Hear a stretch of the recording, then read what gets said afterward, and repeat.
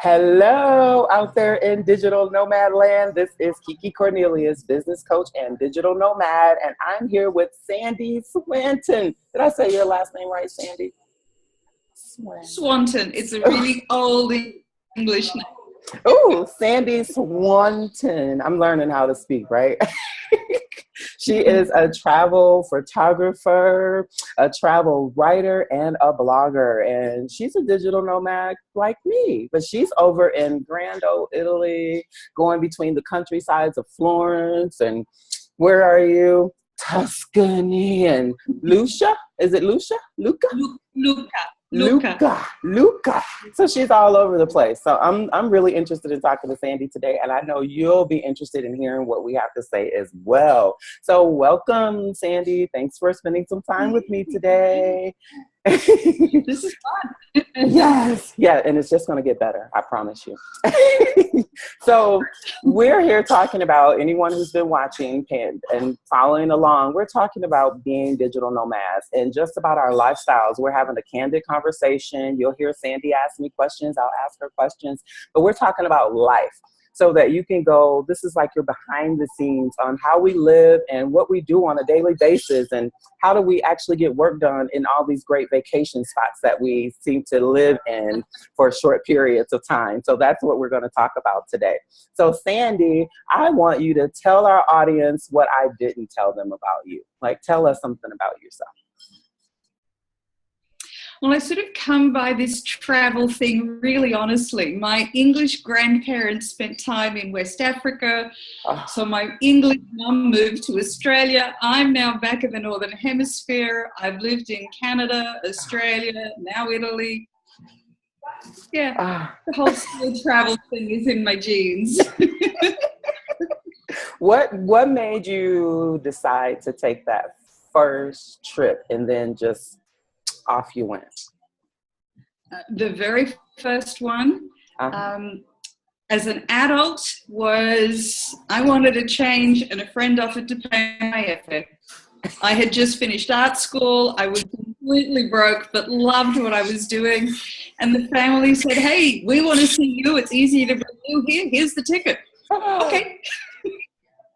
So, now, was that your, where did you go on that first ticket? Where did they bring you? From Eastern Australia, Sydney, to Western Canada, Victoria and Vancouver. Wow. Wow. So let's talk about, you know, we end up in different places. We are forced to get out and learn new things, new cultures. So how was it when you landed in Canada? Fabulous and confusing at the same time, because you think, hang on, we speak the same language mostly, sort of. And the ocean's on the wrong side and the cars are on the wrong side. So we have this lovely, it's familiar, but hang on, there's new things to learn. And it was the most wonderful experience, because as soon as I got out of my head of going, I know, to, oh, what's that? The world opened up. Yes. The questions, right? Yeah. How on earth do I deal with this? Well, okay, I can watch, I can listen, and I can ask. Let's start there. Right. That's just become a really bad habit. I just do it now all the time. Yeah, I just keep asking questions like, I'm in Mexico right now and I don't know the language as good as I would like to be able to, you know, have a conversation like you and I are having right now. But it's fun trying to figure out, like, them trying to figure out what I'm saying and me trying to figure out, what? The joy of being now in Florence is most Italians who speak some English here.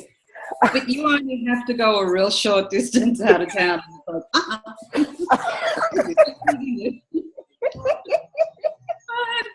Your point, I want that one. Yep. Right.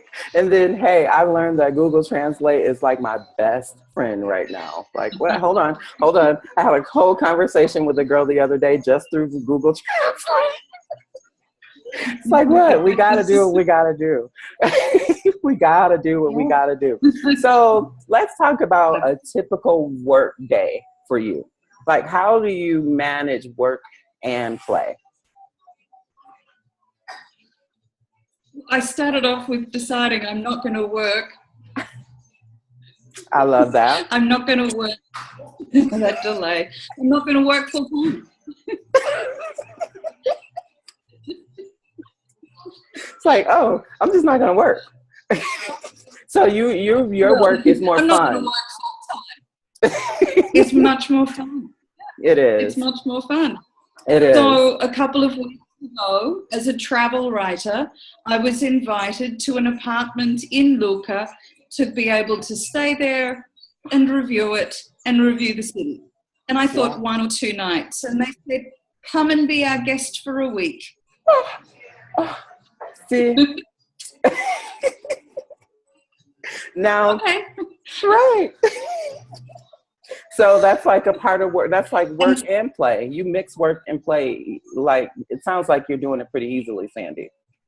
Like, now, at first there were some balances that went, oh, hang on, how do I do this? But now as I'm familiar with the culture, more familiar with the language, it's easier. It's easier. And making connections. People see that I'm here and want to talk about how beautiful Italy is and how nice it is to come for a week or a month or a year or longer if you can. Yeah. Wow, that's just amazing.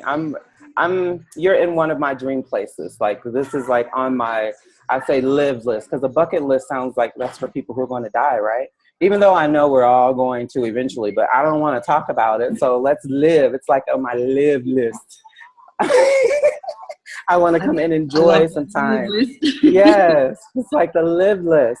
Okay, now I know there was something else so I read in your bio that you help other professionals come there and run retreats. Wow. I do, yeah. So what made you start doing that? Because I actually I have a professional background in event management. Oh, okay.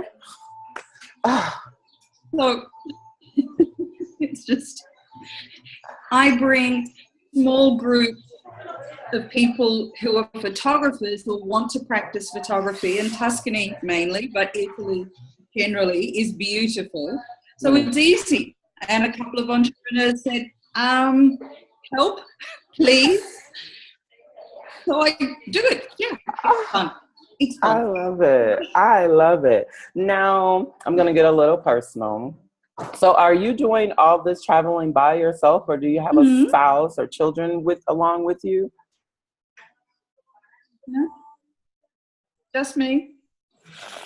I'm adding you to my list of sheroes. Because, for one, being in a different country or being in different places other than home is already difficult sometimes. So then you add the fact that you're a single woman and you're navigating this world, this globe on your own. Oh my God. So how do you get a lot of questions from people like, how are you doing this? Or I'm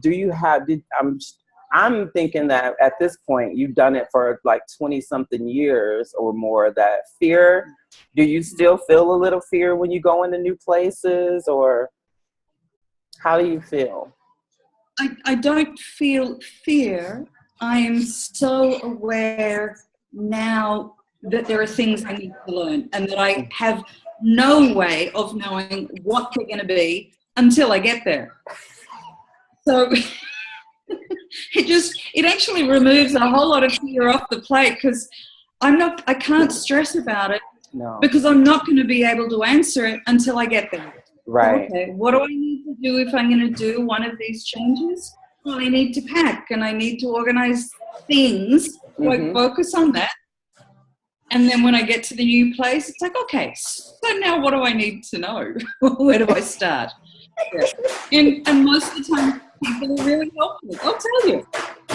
Right? It's like, I think we grew up, and sorry about the noise. I told you I'm in a local cafe, but we think about the world as this big old scary place, right? A lot of people won't travel because they hear about things that go on. You know, oh my God, when I said I was going to Mexico, be careful. I mean, you thought that someone was going to harvest my organs. Okay, it's like, but when you think about, even when you're at home, things happen at home on your own home space. It's like, stop it. The world is not the worst place to explore. It's scary no matter where you are in the world, as far as I'm concerned. Right? And the other side of that, yeah, it's scary, but until you step out your front door, you're not going to know what's wonderful. Right? Oh my God. It's like a whole new atmosphere or world or dimension opens up for you when you get into different places. I think it's because when we're there, we have to pay attention, right, to our surroundings. If we're learning the language, we really have to get our ears and our eyes like, what did you say? Slower, please.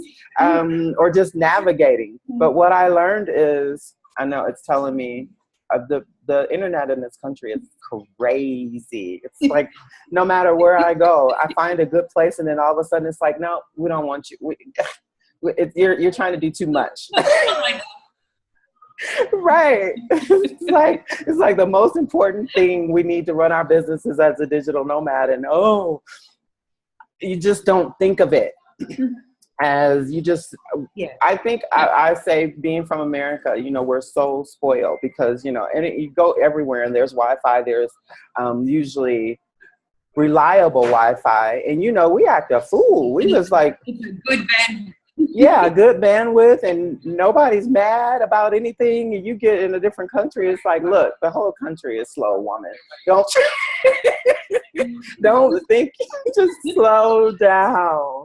You know, you'll figure it out. And I have. So what has been your biggest challenge on the road? Oh, internet, absolutely. You can't take that one. I just took it. I know, but right? Internet is. The joy is that usually is the process of rolling out fiber optic. 2/3 of the country when I moved here 3.5 years ago was still on copper wire. No way. Yeah. Including Florence.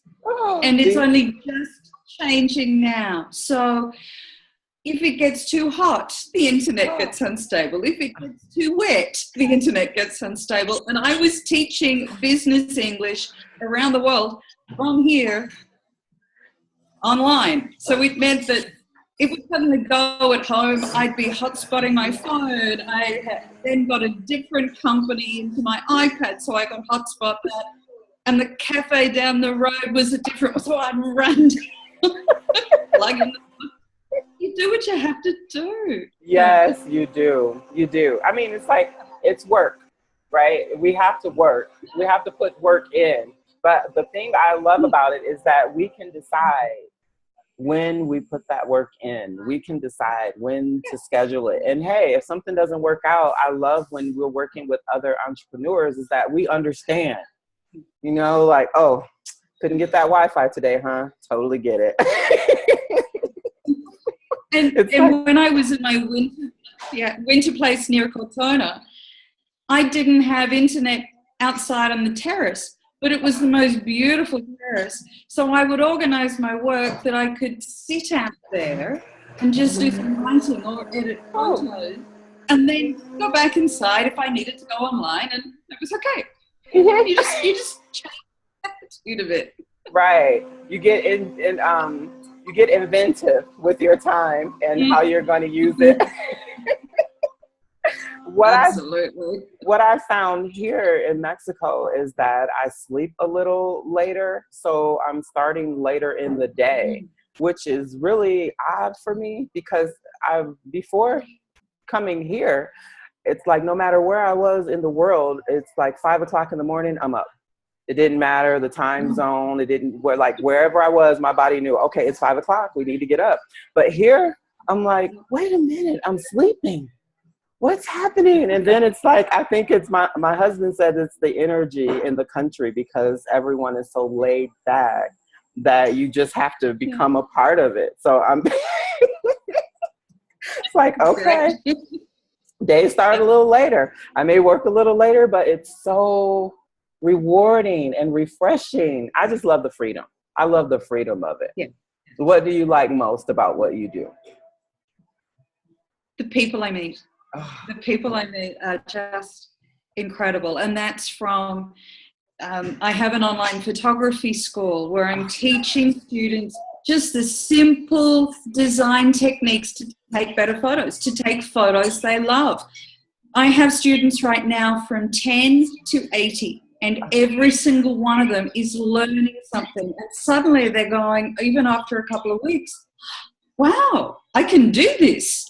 And that, to me, meeting them online or meeting photographers who come here or working with entrepreneurs who are bringing their people to Italy, every single one has a different story and has different interests. And it's those conversations. I can take 10 minutes, an hour to talk to them. I can legitimately go onto Facebook and check up with people. This is my job. I get to play. I love it. With people everywhere. It's like the playground is not just the sandbox in the neighborhood anymore. It's like the playground is like the whole world. And with the internet, we can touch and connect and build relationship with so many people. It's like you and me. Like, what? How does that even happen? We were connected through a Facebook connection, and I love the way that works. It's like, oh, you need to meet her. And it's like we connect, and it's like, I may not see you for a year. I may not see you for 5 years, but we still have this connection. I love that. You are so right. You are so right. You are so right. Okay. I do love the freedom. I think that's really important, but it's the people, because for me, as a writer, as a storyteller, it's the people who are working out which way's up some days, or going, hey, I'm celebrating that it's up today. And we just, you have those conversations, and they're fun. Right. It's like you grow your network, I'm just amazed at, there used to be a saying that everyone was 6 degrees of separation apart, but I don't even believe that's there anymore. I think we're like 1, 2, 3, maybe, a couple connections, and we could be connected with Oprah somehow. I don't know what I'd say to her, but I'd figure it out really quick. So let's talk about what you have coming up, or what you have going on in your business and your life. Just a couple of things. One of the joys of being in Italy is Italians, most of them, don't just have one job. So if you're here, you sort of get the vibe of, hang on, I don't want to just do one thing. So when I was looking at developing my business, I went, well, I want to work with people who were told when they were kids, you're not creative. You're not an artist. Go find something useful to do. You can earn money. But all of us have this gem that just needs to be loved a little bit. A couple of skills, a little bit of support. You may not be the next Picasso, but there was only one of him. So go be the original you. Go find your creative voice. And because we all have cameras in our phones and everywhere, so many different cameras, so many people are taking photos just because the person beside them is. Well, how about you take a photo for a reason and know how to do it? So that's what my course is about. And I love it, because people are just going, yes, I can do this. So I've got another one starting in a few weeks' time, and the information's on my blog, which is lovely, because it then means it's accessible to anybody around the world. Because right now I've got students in Australia, Luxembourg, and Florence. Wow, that's amazing. So, okay, tell me, this is a question I get asked a lot. So tell us where do you find your clients? Like where do you find them? How do they find you? I'm involved in a number of Facebook groups. I think it's Mm-hmm. probably about 60. I target who they are. I talk to them, and they know friends. And I've got friends who've got family who want to do this, and LinkedIn groups. And it's about talking to people. It's just a conversation. I know how to do something. I'm happy to teach it. If you want, let's talk. And Right. it's that complicated. That's it. Right. It's not a sell job. It's just, I can help you do something you think you want to do. Right. I'm here. You need me. Or when you need me. Yeah. Yeah. Cool. The other side is when I do my retreats, they're a slightly different price tag. So they take a bit more planning for people to want to come. But I'm planning two right now. One that will be in July, have 4 nights in Denmark and 4 nights in Sweden. In Wow. 2 particular places that have artisan communities, so that we can go and taste fresh goat cheese. Or we can go and sit beside some fabulous artists who are creating something. And we'll just take photos. Or we'll go and have gelato and sit beside the water on this beautiful Danish island. Or we'll go and meet a chef who happens to have a restaurant in a fabulous old castle in Kalmar in Sweden. And we're going to let Chef tell us about the thing that inspires him. And we're going to play, and we're going to eat, and we're going to have lovely flavors and sit in the sunshine. And so, I felt like I was there. good. I felt like I was there. That sound okay. So Denmark and Sweden, and then you said you had another one. That one's in July. Yeah, the next one I'm planning is in August in Australia. It's a lovely chance to go back, and there are people in Australia who'd like to come to Europe, but they're not sure. So we're going to go back, and I'm going to do one there so that they can come and see a place I used to live in that I know really well. Again, lovely artisan communities building of boutique wineries, fabulous food artisans, little antique stores that just have the most wonderful knickknacks that you can take to decorate or just photograph. And we're going to eat well and sit in front of beautiful, great big fires and relax and just play, just talk and play. And yeah. And then I'll come back to Italy in September. And I think there's about 5 or 6 that I'm planning around Tuscany, and maybe going to Venice in November with all the fog and the mist and that lovely emotion that just stirs up in Venice. And then Christmas here, of course. So, yeah. But the lovely thing is these are all small groups. They're sort of 4 to 7 people. I'm not going to do any bigger than that, because then it just sort of becomes a tour, and I don't want to do a tour. Right. These are about people hanging out together and taking photos and experiencing something that tour groups don't get to. You're right. Yeah. I like that. See, because, okay, she says the thing, okay, if anyone has ever been on a tour, I'm fresh off of a tour 3 days ago. So let me tell you, when she says it's nothing like a tour, I felt like I was going to relax with Sandy. I was on a tour on Monday. We went to 3 spots. I swear it's like rush, hurry, herding cattle. You got an hour and a half here. You got 2 hours here. Okay, we stop here for lunch. We got like, it's like, what? I paid you for this. But I guess that's the way they do tours here. So I get it. Okay. But yours, it just sounds like I want to be there. So I can see how easy it is for you, and for I people look to just welcome. I know. It's like, I thought Venice, and you said the fog. I was like, November. I'm having I'll have that moment. I'll have that. I'll have Venice in November. So now I'm going to start attracting the things I need so that I can get to Venice in November. And this is how it goes. Okay.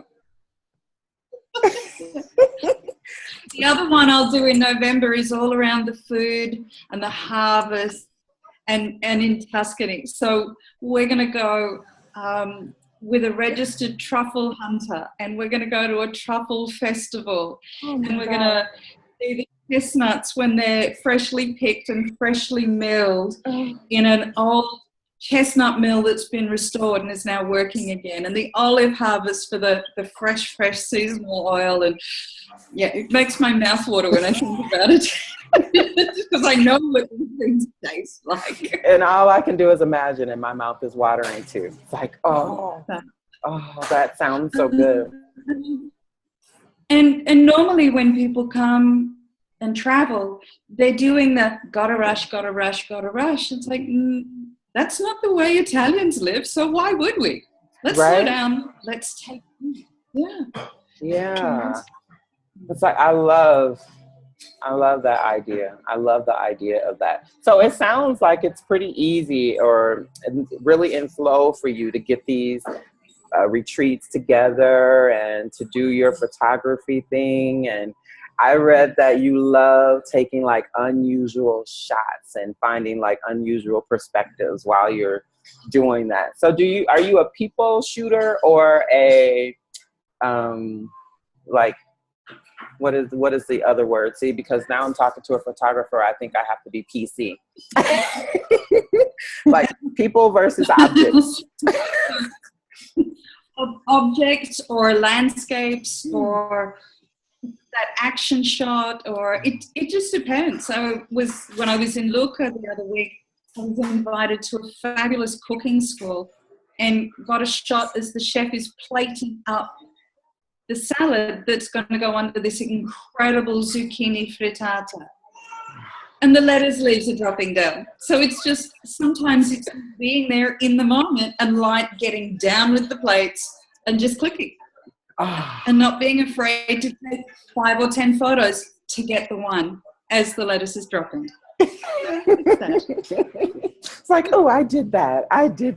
Do you for your photos, do you do anything with them like what I want to say, stock?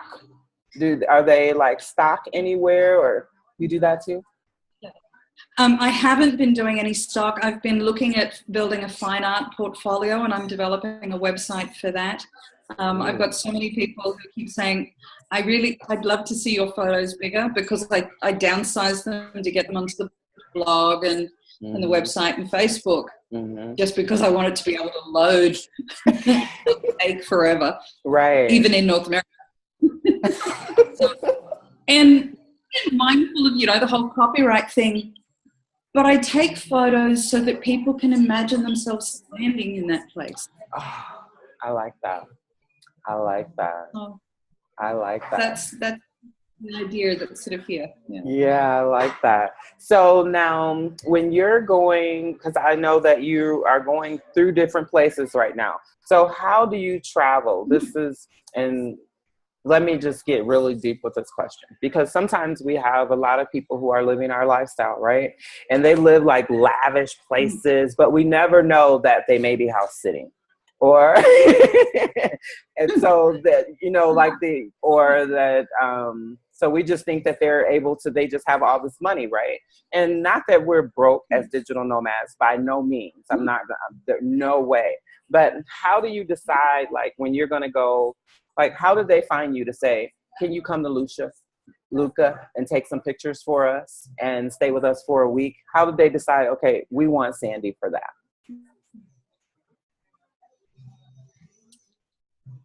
Because I made a connection when I went out to look at their properties for one of my client entrepreneurs to do a retreat there in July. I said, by the way, I'm a travel writer. I write freelance. Do you want an article? And they went, yeah, let's talk. So it literally is just that calmness and that confidence to say, hey, this is also what I do. Do you want it?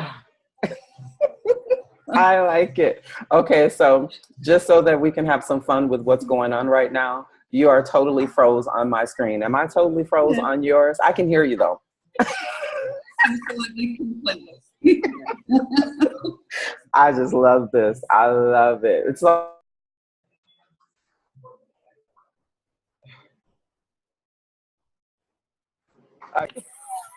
Hello.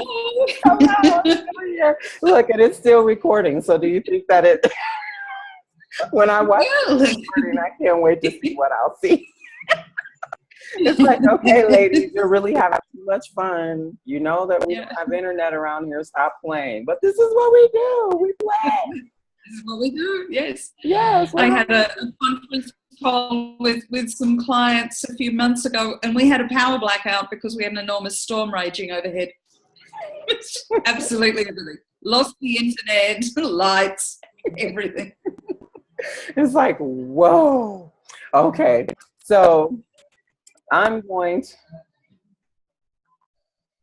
we're doing pretty good. I've got a lot of my questions answered from you. So what I want to do now is, I know you talked about the retreats that you have coming up, but I want you to tell us how we can stay connected with you. Like, where do we find your pictures, or where are you blogging?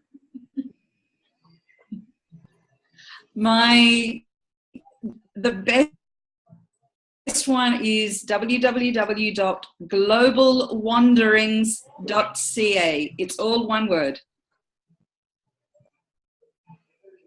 I lost you again. I'm still here. I stopped the video. Stream better.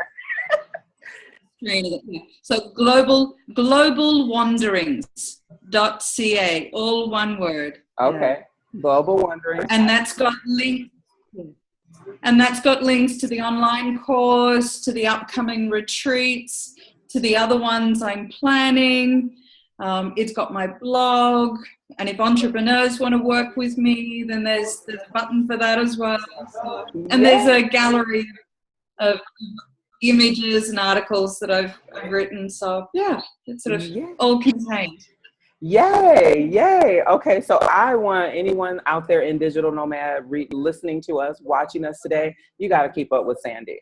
You got to keep up with Sandy. If not to see what's going on with her over in Europe, but to be a part of her photography. Oh my God, I'm told you, you're my new shiro. I'm putting you on the list. I absolutely adore you. Thanks so much for being here with me today.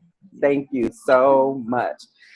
Did you have any last words? Thank you so much. It's lovely to meet you, and we will talk soon. We will. So I want to thank everyone for joining us. You have Sandy Swanton and KeeKee Cornelious, and we're digital nomads alike, trying to help you navigate this lifestyle and to see what you really need to do, or who you really need to be to just do this thing. Just get out here and do it. So I want to thank you all for being with us today, and thank you so much, Sandy. Yes. Thank you, KeeKee. It's been lovely. It has been. Thank you so much for your time.